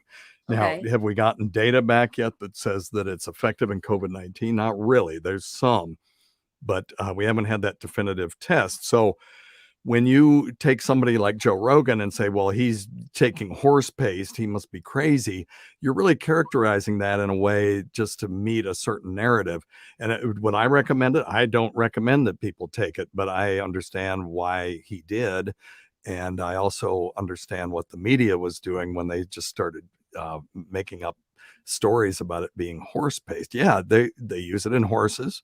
It's just like, and we use it for parasites in humans, but lots of drugs have more than one activity. For example, aspirin, good to prevent heart attack and stroke, also good to treat rheumatoid arthritis, good to treat an ankle sprain. These are three completely different things. And, there are lots of other drugs that are like that as well. Duloxetine, aka Cymbalta, is a drug that we use for depression, but it's also great for fibromyalgia and neuropathy. So, lots of drugs have different uses. And, there's a drug that's off the shelf right now called fluvoxamine. And it's an antidepressant and actually has really good data for preventing people from going to the hospital that have COVID-19 that's still in the mild phase. So there's a lot of stuff going on. And I think with this COVID, what's happened, and I'm sorry for monologuing, and I'll shut up in a second, is we've never seen the science evolve in front of our eyes like we have with this one.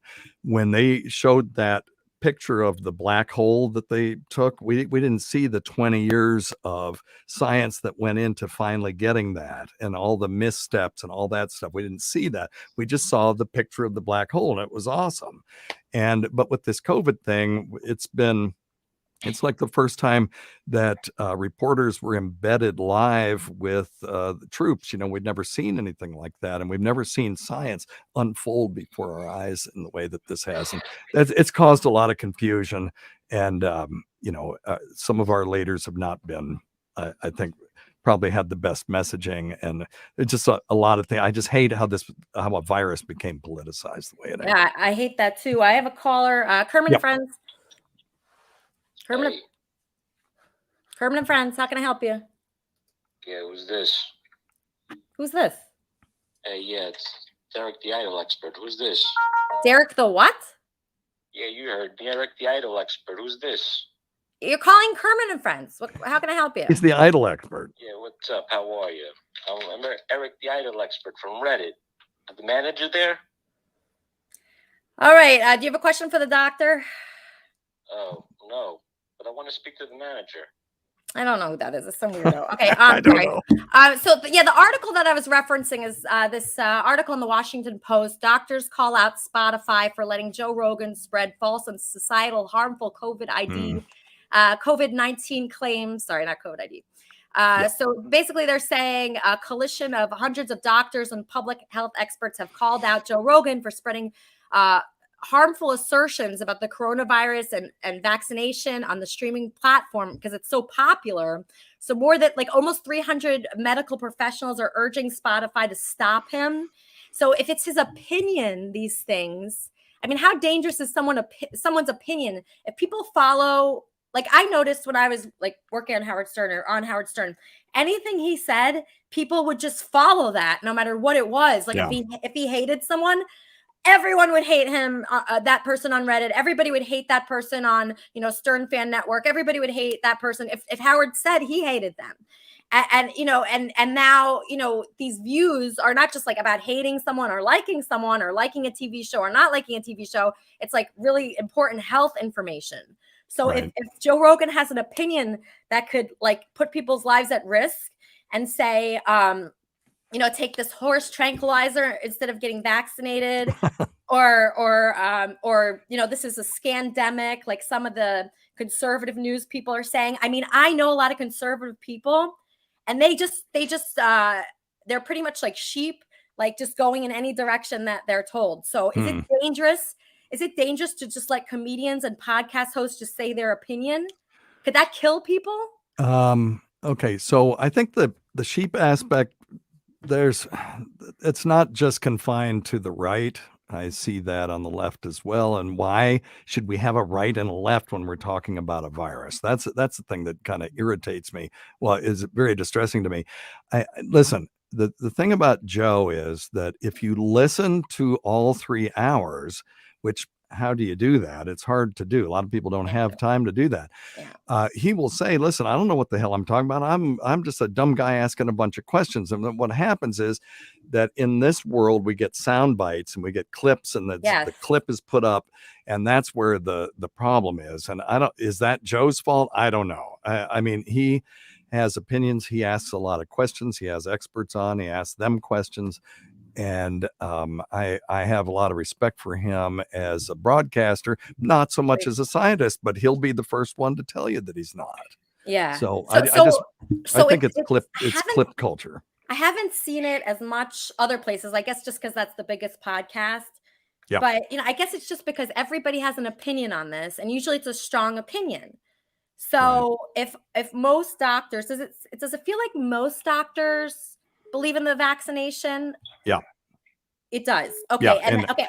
So medical professionals that are providers are around 90+% vaccinated. And right. When I had people telling me it was just a cold, I would tell them, please come with me to the hospital if they'll let you in, and I'll show you hallway after hallway after hallway. This one used to be OB. This one used to be surgery. These are all filled with COVID patients, and there's ventilators in some of these rooms that have never had a ventilator in them before. And so that part of it was absolutely real, that the overwhelming of the medical complex was a real issue. Yeah.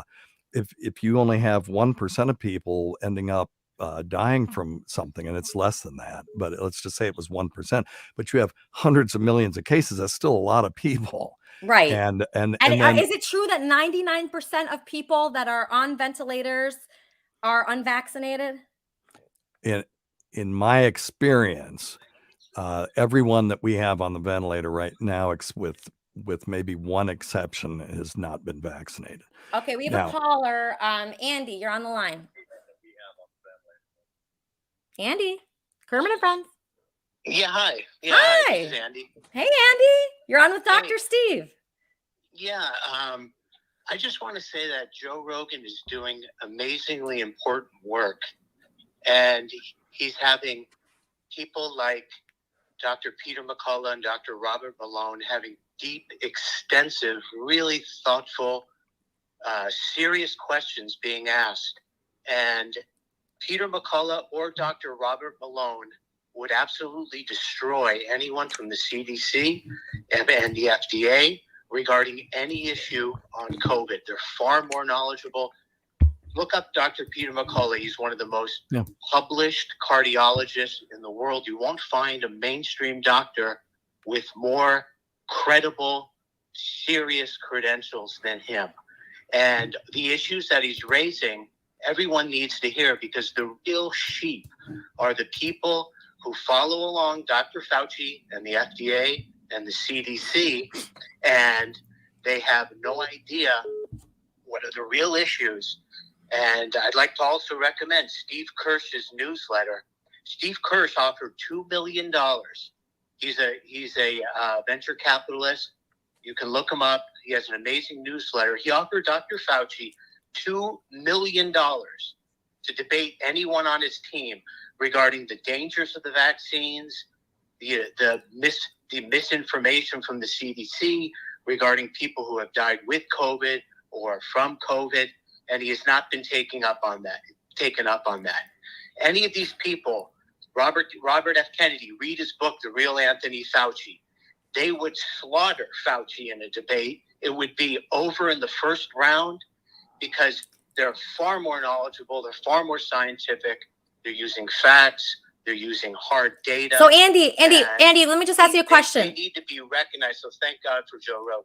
Okay, thank God for Joe Rogan, but can I just ask you a question? The 99% of people that are on ventilators that aren't vaccinated, what would you say to that? It's absolutely false. There was just a study published from It's not. England over the That last part's not. I have to disagree with him that about said that. the majority of people who are hospitalized now and the majority of people Multiple who are comorbidities. dying, I think it's 80%. There's a study out of England, 80% are vaccinated. People are not getting the information they need.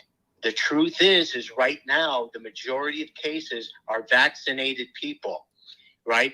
People who on the ventilators, you're saying? No. The majority of cases, I agree with that. You won't have to wear a mask. If you get vaccinated, you won't catch the disease. Absolutely wrong. Yeah, it's not true. Absolutely wrong. Well, He's we know right. that's wrong. We know that's wrong. But the ventilator in the hospital people, the people that are dying, they seem to be unvaxxed, Andy. You don't think Yeah, that's here's true? 86% of people in the hospital unvaccinated, 96% in the ICU unvaccinated, 100% on ventilators unvaccinated. That was at Duke on December 15th. So Okay, so Duke, you think they're just saying that? Why do you think they're saying it? Like Duke University?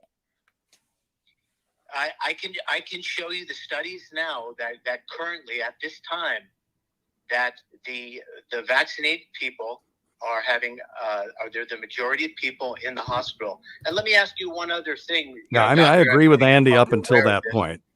There was a major study out of Israel regarding people who have natural immunity Yes. to COVID. People have had COVID and have natural immunity, Or even versus haven't those had who it. are vaccine. And depending on the category, whether it's hospitalization, infection, or death, people who had the vaccine, people who had natural immunity were 7 to 20 times more protected than those with the vaccine. And has the government ever come out and said, has the government ever come out and said that the people with natural immunity are far better protected? And why isn't that recognized in public policy that if somebody has actually had the vaccine, actually had COVID and recovered, they're far better protected? But we don't see any of that being recognized by the FDA, by the CDC, by the NIH, and of course by the little mindless little creep, Dr. Fauci. All right, Andy, Yeah. these are really good points. I'm so glad you called in. Thank you so much. Thanks, Elisa. Thank you. Great and there's- caller. there's- Great caller. That's a good caller, I want to Yep, say. agreed. And that guy, I talk to him every day about this. So, Steve, what's your Well, reaction? So I agreed with him about Joe and doing nuanced, in-depth discussions with these physicians and scientists and stuff. But as I said before, the problem is that nobody's hearing that. They're hearing the clips that people cherry pick out of there, and it Yeah, depends but on. that's everything. That would be this. Totally I've had- agree. that's anything. Just know if you go on any program, if you talk, if you tweet, anything, it could be, destroyed at any moment. So just really watch what you say. I mean, Yep. I've had people clip apart things I said. I like a complete idiot in most of them, but just know that. And so, so nobody's going to listen to 3 hours of anything. They're going to just look for the thing that's the most interesting. And it is interesting when people are arguing with statistics. Sure. I Well, when find it comes, 2 points on that. And then can we get back to talking about dicks and nuts again? Jesus Yes. Christ, this fucking COVID. But a couple of things on natural immunity that Andy brought up. I had on my show at the very beginning of the pandemic, one of the doctors, and he was a passenger on the Diamond Princess. If you remember, that was a cruise ship off the coast of Japan that was caught up in the early days of the pandemic, and they quarantined everybody on that ship. And he was 72 years old, and he was cooped up in a 14 by 14 cabin with his wife who had COVID, and he never got it. So even back then we were talking about natural immunity, and that's a different kind of natural immunity. He never had COVID-19, but he apparently was unable to get it. Because they were testing them like crazy, and he never turned positive. So natural immunity, I still think, is the best immunity you can have. And the CDC is still recommending people get vaccinated if they've had COVID. I'm still researching that data, and I don't have a whole lot to say on that at this point, until I can see some hard data, other than to say that the CDC recommends it. You take it for what you will. And I can't remember what my other point was. So Well, I like the way you handle this. It seems like you see both sides. It's been tough for me. I never want to talk about COVID again, honestly, but it's all over the news. I mean, Howard Stern is trending, talking about that tennis player who now is in trouble for, not getting vaccinated. It's just an annoying conversation. I would think out of any medical conversation, it's the most annoying possible. If someone wants to do their own research on the numbers, a really great website is, and I'll put it in the chat if you want to put it up. It's covid.stoutlabs.com. Right, so somebody put that in there. covid.stoutlabs.com. I put it in the chat. Yeah, so that way I don't have to have any more arguments with people about it. But listen, we like people from all sides here. We're going to be talking about Steve on our wrap-up show. We have a wrap-up show, Steve. I know that's hard to believe. That's awesome. But we do. Steve, if people want to contact you or be friends with you or talk to you about COVID-19, I'll tell them not to, but if they want to talk to you about something, how do they reach you? Yeah, just anywhere where you get podcasts. We're also on Sirius XM on Saturday nights at 7 p.m. Eastern, and Sundays, I think, at 5 p.m. Eastern on Sirius XM channel 103. And it is funny, we're the longest running show on the Opie and Anthony channel, and Opie and Anthony aren't even there anymore. So what a success. You were able to keep your show. What do you mean? How is it not I just kept my head down. Really? Yeah, and everybody over there owes me favors, and I know shit about everybody, so I think they're just like, we better sign Steve for another year. So what is Opie? Are you still talking to Opie? Are you still friends with him? You are? Yeah, sure. Yeah, I'm friends with all of them. Is he upset that you're on the radio and he's not? Oh no, he's doing his own thing. I firmly believe that he loves what he's doing right now. What is he doing? What is he doing now? Oh, he's dicking around? He's a dicking around. Yeah. That does. Yeah, he has a Facebook Live group, and he does. He sits out there waiting for the street sweeper to come, and that's just what he wants to do. Let him do what he wants to do. Let him do what he wants to do. Do you think he made enough money from radio for all those years to just chill? He said way before they got let go that he had FU money, and I believed him then, and I believe him now because he's not making very much off of that, and he's still doing okay. So. Really? What a life. That sounds great. Yeah. I mean, that sounds if you can terrific. retire early, do it, and then just dick around. I mean, that's, and Anthony's doing his thing, and I try to, if mommy and daddy split up, you got to try to stay friendly with, so you're have friendly a with relationship with both of them. everybody. Yeah, try I to. guess you're just that kind of guy, I guess. That's awesome. Wow, what a great person. That you're very blessed. That's the thing. You're blessed because you're a good person. And I believe that when you're good to people, look at that situation you have. I mean, people would kill to get in that situation. That's a wonderful. And so you're just like, so you work as a doctor during the week, and then it's Saturday that you do your show? Yeah.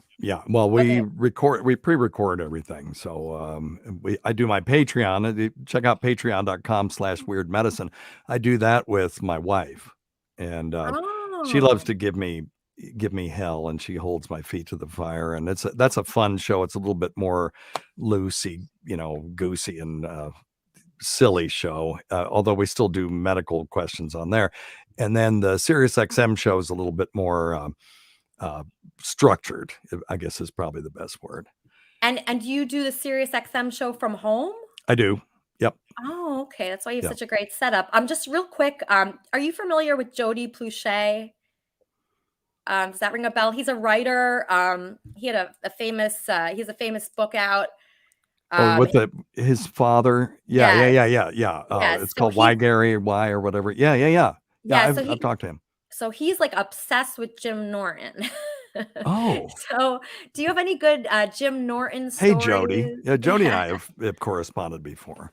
Oh, wonderful, wonderful. Do I have any good Jim Norton stories? I don't think I've got any that I could say. Is that a good friend to you? Is Jim Norton a nice guy? Yeah. No, he's the nicest guy in the world. Really? All these Yeah. people are nice, huh? All No, these no, he radio is the people? nicest guy in the world. There's no question about that. And I'm friends with a lot of those guys. Robert Kelly's a friend of mine, and Joe DeRosa and I had this dust up on Opie and Anthony, and he's ended up being one of the people he doesn't just call me for medical stuff. Sometimes we just talk about bullshit. And so he's become a real friend, but you would never know it. If you ever want to see somebody turn the room around, look up on YouTube, Dr. Steve versus Joe DeRosa. It's kind of fun. Oh, that sounds great. That's right It's up my kinda alley. I'm writing that down. I hope everybody else is too, to watch later. So we're going to go to drsteve.com. We're going to go to your YouTube channel. We're going to follow you on Twitter. Do you have a Discord server? I do not. I didn't know what Discord was until WATP forced me to download it so that I could actually be on their show. So Yeah, you need to be on there because it's a great way. So, we do the show Kermit and Friends once a week, but people want to talk about what goes on here all week. And it's a great way to connect people. I've had people date on there, date each other. Really? I've had people meet up, like the fans like meet up with each. It's wonderful. It's just a really good community aspect. And I think it'll bring more people to your YouTube channel because it is hard to like bridge people from different platforms to other platforms. And I know you have a YouTube channel. Wait, what is that YouTube channel again? I don't even know. You don't know. I think it's YouTube something. Okay, all right. We'll find it. Okay, we'll build. Oh, we're having an offer that Tony will build Dr. Steve a Discord server if you want. Tony. One. Yeah, if and it only takes a half an hour. Okay. Dr. Steve, did you have fun on Kermit and Friends today? I had a blast. Thank you. Yes, I had a wonderful time. It was great meeting you. So nice to meet you. T-Bob and Wheezy and Wappy Flanker, and it was good seeing my buddy Cardiff on here. So thank you. Oh, and yeah, Charmin, of course. Yeah, So everybody. delightful. Everybody loved you. Thank you so much Aunt for Carol, coming. I can't. Don't let me not say Aunt Carol or Andy. Yeah, they love you. Trust me. You're very loved I love here. them. I've never seen a guest more loved than you, actually. That'll change. Just keep saying that. That'll change. Yeah, it's wonderful. Anyway, thank you so much, Steve. Really Thank you. Thank you for having me. My pleasure. Okay, what a great guy. Oh my God, what a hunk, right, Aunt Carol? Listen, I'm still wet from when he was talking about those big beefy erections. Oh my God, it was so hot, so sexy. He's such a hunk. But listen, I gotta say, Dr. Fauci, I think kind of gonna agree with what he's saying, but he also is a hunk too. He kind of reminds me of Dr. Fauci just in the looks department. I'm not talking about anything else, okay? Wait, Dr. Fauci? You like Dr. Steve and Dr. Fauci? Both of Oh them? my God, Dr. Fauci's Italian with that voice, and he talks. Oh my God, he's probably got a big salami in his pants. Oh my God, it's Aunt Carol's type. It's very much Aunt Carol's type. I don't get into politics, but those two, they could bang me in a train. Let me tell you. Aunt Carol, I'm starting to think you haven't had sex in a while. Like I just get that feeling. I do have sex. I do have one of those carjack things that they were talking about. You're supposed to protect yourself, but I use it for other things because it's pretty handy. It's a big machine. You use it down there and it keeps people away and it satisfies you. So, I do get action here and there, but I spread it around. I like to spread around the love. I'm not very picky, as you can tell. I see some of the people commenting that T-Boz, he wants to do something with my butthole. I'm all for it. Just bring it on. Really? That's You're what the I'm saying. only one that ever agreed to that. Bob, did you hear that? Aunt Carol, she's down for whatever. Yeah, that's cool. You need to get on the Discord for KF, and then I'll send you the invite to my Discord, and we could do it on either one of the Discords, really.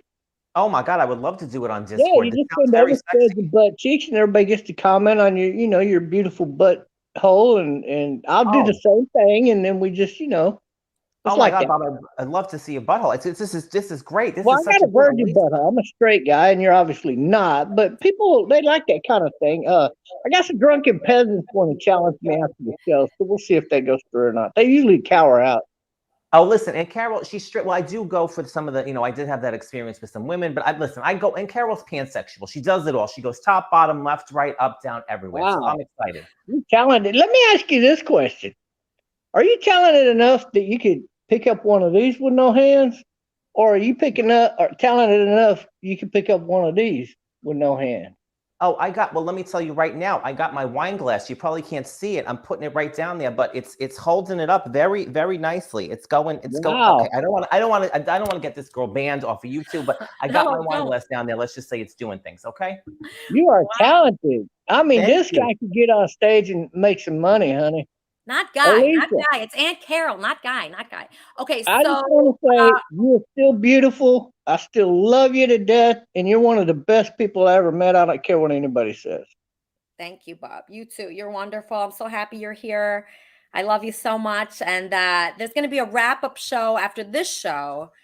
Johnny B. Oh, well, I had something I wanted to talk to Dr. Steve, but What was it? Well, several years ago, I had a procedure done that caused some malformation in my testicles, and I didn't know if I could show the picture because it is kind of graphic, but it is for a medical purpose.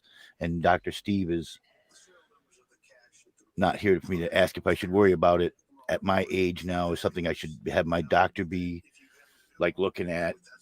I'll be 62 in March, and this was 20 something years ago, and I still have some malformations from it, shall we say.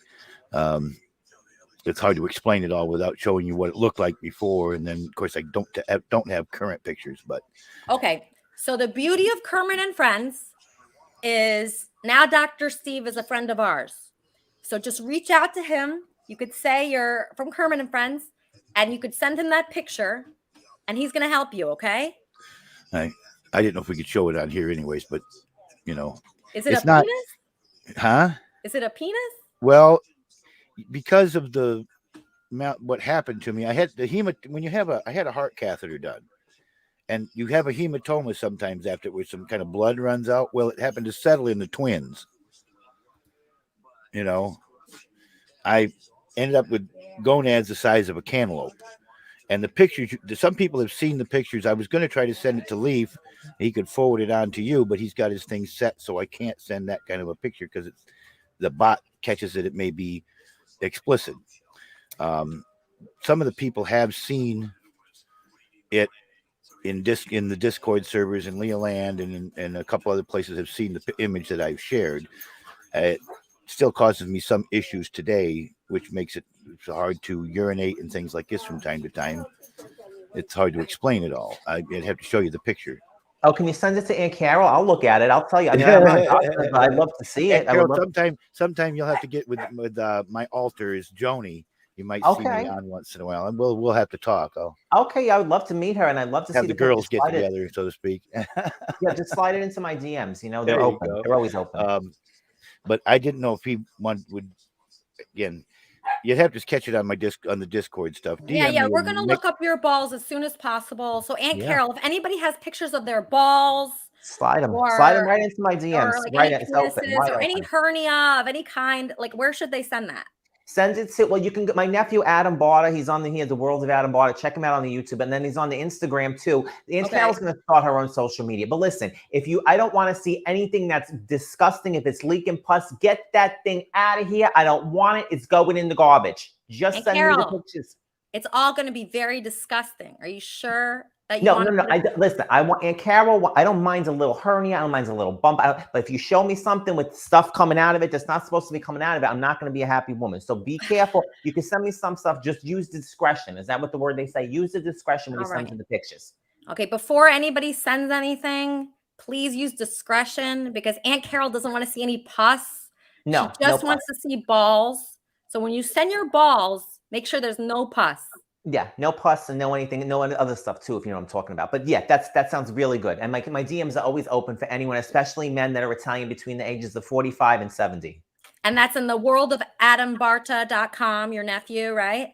That's my admin, my nephew. Yeah, he does YouTube. I was on there with the screen parody. They just put me in a movie. I'm doing all this stuff, so I'm blowing What was up. that tea thing that you were on? What was that tea? I saw you were on the tea. What is that? Oh, they're doing some TV show in LA that they're filming. It's going to be on Amazon Prime. I'm not even supposed to say that. I'm going to get in trouble. But Aunt Carol's going to be, it's going on Amazon Prime. It's going to be the tea. It's going to be a big comedy show. Aunt Carol's part of it. Aunt Carol's going places. Let me tell you, I'm so thankful to do this gig because I'm blowing up. You're blowing up. I knew it the second I saw you that you were blowing up. Everybody check out Carol's nephew, Adam Barta, right? Yeah. And so your nephew will handle all your emails and all your tweets and like everything. And so if you want to put Aunt Carol in a movie, that's how you do it. On the wrap-up show today, we have a lot going on. I'm going to get to the wrap-up show co-hosts. But first, let's listen to Wappy Flanker. All right, here we go.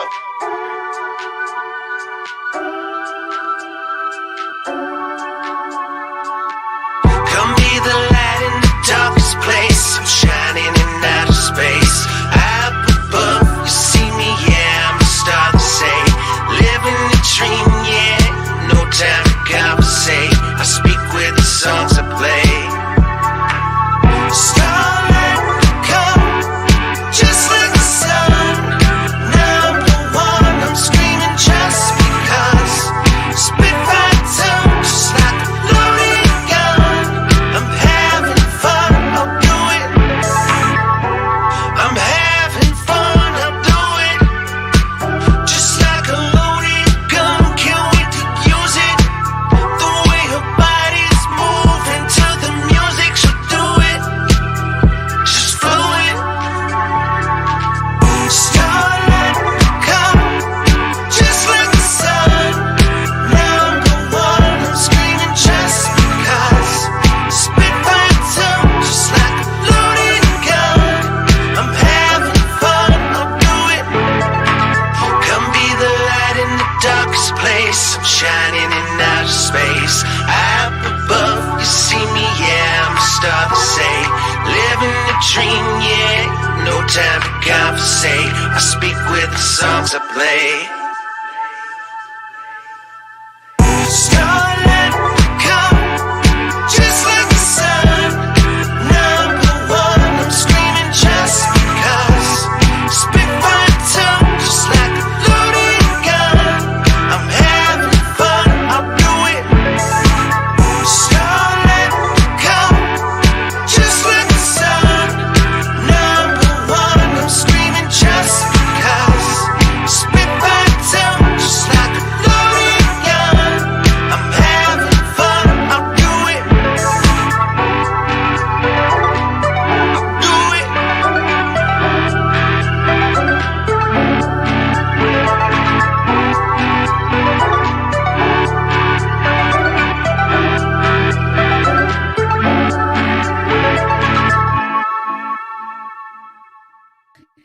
Okay, so after this show, all right, so say you're on my YouTube channel right now. You should see, hopefully you're on the right YouTube channel. I doubt you are, but if you are, and it's KermitandFriends.com, my Elisa Jordana YouTube channel, there should be a Discord server. You could click on that. And then once you click on that, there's a whole other world of Kermit and Friends where you could see the wrap-up show, you could see other shows. All the affiliated people here have their own shows, and it's really great. So it doesn't just end here. Like, this is just a small part of Kermit and Friends. Kermit and Friends branches out. You have no idea because you're not in our Discord server. There are over 300 people in there, which is pretty cool, but we can have more. And that means more shows, more promoting other people, more people reaching out to Dr. Steve, more puppets, and more fun. Right, Weezy? Oh, yes. I mean, more puppets, more fun, more Dr. Steve. I loved him very much. And I think that he brought together Kermitarians that have never even been together before. He has a magical power. So I would love to have him part of it. And you're right. Everybody should go to our Discord. That's where a lot of the magic happens. Yeah, because like this is just like a 2-hour show and there's only so much we could do here. So it's nice to have people also, being creative. Like, Weezy, you're super creative, and Charmin and, Wappy and Bob. Everybody is creative here and wants to make more friends. So for instance, everybody should be reaching out to Dr. Steve and making sure he had fun. I hope he had fun. He seemed like he did. Yeah, he had a good time. I could tell. Yeah, I wanted him to feel like, a good feeling about being on Kermit and Friends. And I think he did. And so, we want people to exactly. My goal is to have 1,000 KAF related shows and Discords where everybody's making friends, everybody's having fun, just have a fun life. Even Dr. Steve, I was shocked about this when he said when he was a doctor, I think he said this, when he was a doctor, he still wanted like more. That wasn't enough. He wanted more connection with people. So he wanted an AOL, like instant message.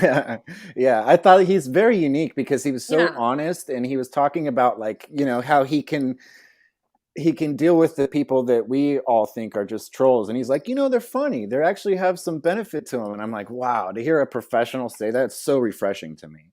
I know, like, but how could he do that? How could he be in those like I can't believe where and he's a huge fan of like Cardiff Electric, this guy. And I mean, that is really something. I mean, I don't even know what to say about that. I mean, Cardiff Electric, wasn't that, a guy with a Sirius XM show for 12 years, the show outlasted Opie and Anthony, is a fan of yours. Do you have anything to say? Yeah, it's amazing. Me and Dr. Steve are very good friends on the internet. We've talked I just spoke to him. He said he had a very fun time, so good job. Good thing that brain guy was on his best behavior, because he scared me off the last time.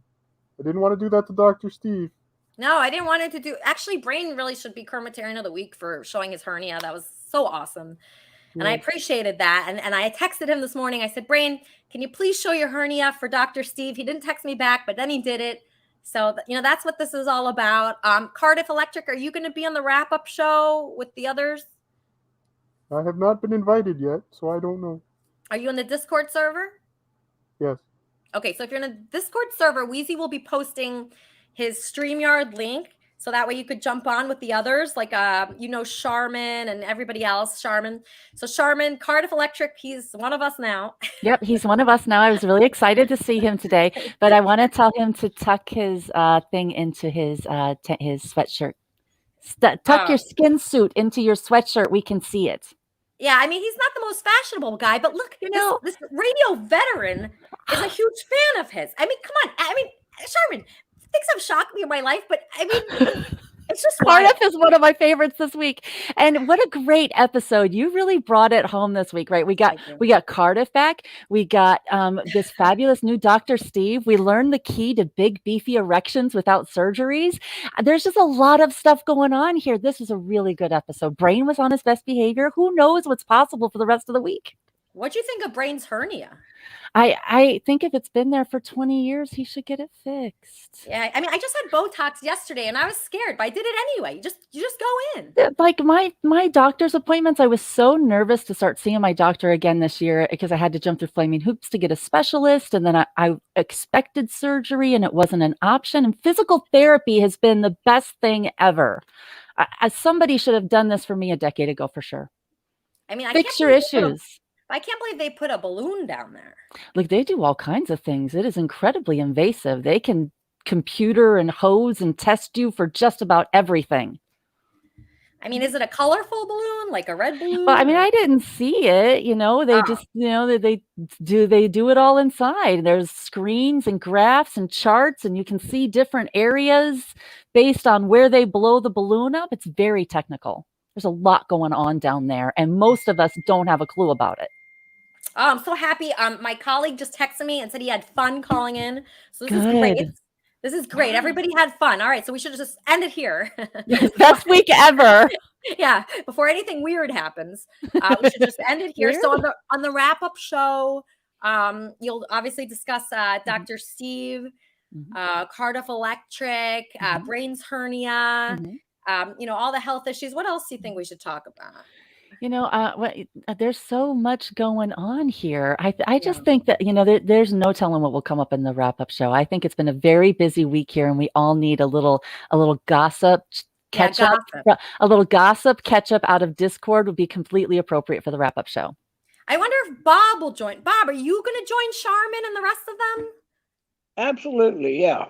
Great. Okay, no matter who else is there, even if someone you don't like is there, you'll go in? Oh, yeah, absolutely. I think they have a great chemistry, and I think most of all that nonsense has been put to rest, except for you always got a few old idiots like who. And those people, Bob, they can't touch us. No, I was talking about the other guy. Who? The other guy. His name starts with a C. C? C-O-R. Corey? Yeah. Oh. I was going to mention his name, but yeah, he's an idiot. But yeah, I don't worry about those guys. So if they want to be on there with me, I don't care. Corey, come on. Weezy learned how to handle his live streaming a lot better than when he first started. Listen, nobody could touch us, Bob, because we come from a place of joy, and that's just how it is. So, Exactly. So Weezy is going to host our wrap-up show, and you're going to be on with Charmin and Cardiff Electric and everybody else. Yes. You guys can reach out to Dr. Steve if you want. It's up to you. Yes. Anybody that's on Kermit and Friends, you can always reach out to Aunt Carol, whoever you want, because, you know, the people that are friends here are obviously friends of the wrap-up show too. Very close. Weezy, where is this wrap-up show? It'll be on the Kermit and Friends YouTube page, but I'm going to link it in Discord immediately. But Okay. we're going to focus on Johnny's balls because I hope his balls yeah. get better. I forgot about that. And then Andy Dick. I mean, just when he comes on your show, he's just fucking excellent. I love him so much. Yeah, he's he's so good. funny. He tells the best story. So we've got tons to talk about. I'm sure it'll be a long wrap up, but everybody's invited. Everybody's invited to come up. Yeah, and I just appreciated, I appreciate you so much. Obviously, Aw. you're an incredible person, just every day, Thank 24 you. hours a day. Weezy was the one that brought, Aunt Carol. And so he had that idea and he does the wrap-up show. He even goes on these horrible people's shows sometimes. I mean, he picks the worst people and then he goes on their show. And I just can't, sometimes I'm walking home from work or I'm somewhere and I get an alert and I press on and Wheezy's there. And I say, oh my God, he's in a bad part of town right now where he should not be. But You've warned me too. You've warned me say, many why? times. Why go there? Why go on these bad shows? But he does it, I don't mind. I want you to have fun. As long as you're having fun, I am. everything's I love okay. this community. You guys are awesome and you do a great job and I just love it. And sometimes I have to go into that area just to defend us, just because we have defending our honor. So that's how I feel. And I couldn't think of a better person to do it. I mean, you do a terrific Aw. job, but those people are just so low IQ I'll have to agree with you 100%. that I don't even think they get what you're talking about. But thank you anyway. So everybody watch Wheezy. Obviously, he represents Kermit and Friends in the best way possible on the wrap-up show. You'll find that in our Discord server, which is pinned above if you're in the right place. Thank you so much, everybody, for joining us today, and we'll see you next week on Kermit and Friends.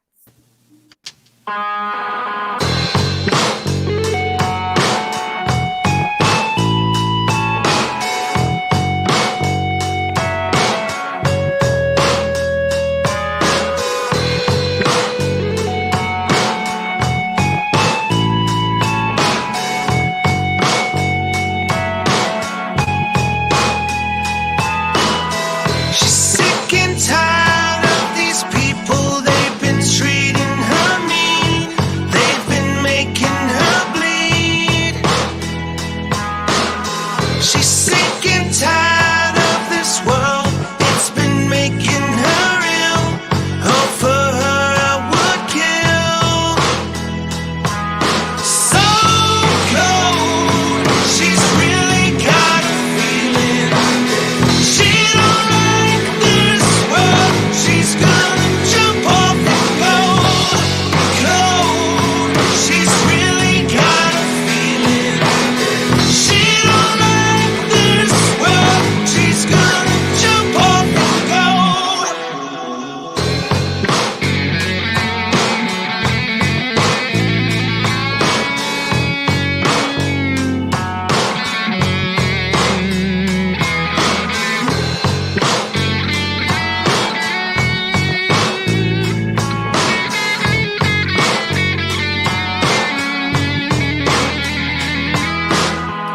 She's been waiting, watching from her window. She sees the faces in the distance. She doesn't miss them. She's been watching the world go by, and she don't care why.